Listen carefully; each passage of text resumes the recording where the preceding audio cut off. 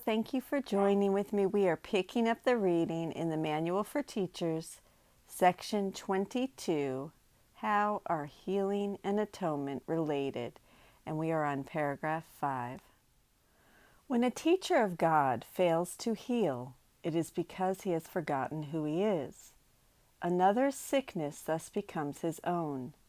In allowing this to happen, he is identified with another's ego and has thus confused him with the body. In so doing, he has refused to accept the atonement for himself and can hardly offer it to his brother in Christ's name. He will, in fact, be unable to recognize his brother at all, for his Father did not create bodies, and so he is seeing in his brother only the unreal. Mistakes do not correct mistakes, and distorted perception does not heal. Step back now, teacher of God. You have been wrong. Lead not the way, for you have lost it. Turn quickly to your teacher and let yourself be healed. The offer of atonement is universal. It is equally applicable to all individuals in all circumstances, and in it is the power to heal all individuals of all forms of sickness. Not to believe this is to be unfair to God and thus unfaithful to Him. A sick person perceives himself as separate from God. Would you see him as separate from you? It is your task to heal the sense of separation that has made him sick.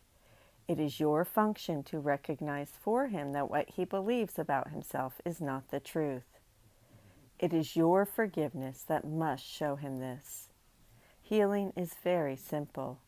Atonement is received and offered. Having been received, it must be accepted.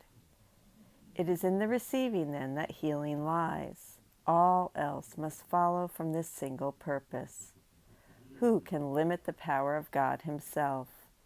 Who then can say which one can be healed of what and what must remain beyond God's power to forgive? This is insanity indeed. It is not up to God's teachers to set limits upon Him, because it is not up to them to judge His Son. And to judge His Son is to limit His Father.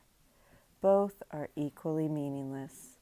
Yet this will not be understood until God's teacher recognizes that they are the same mistake.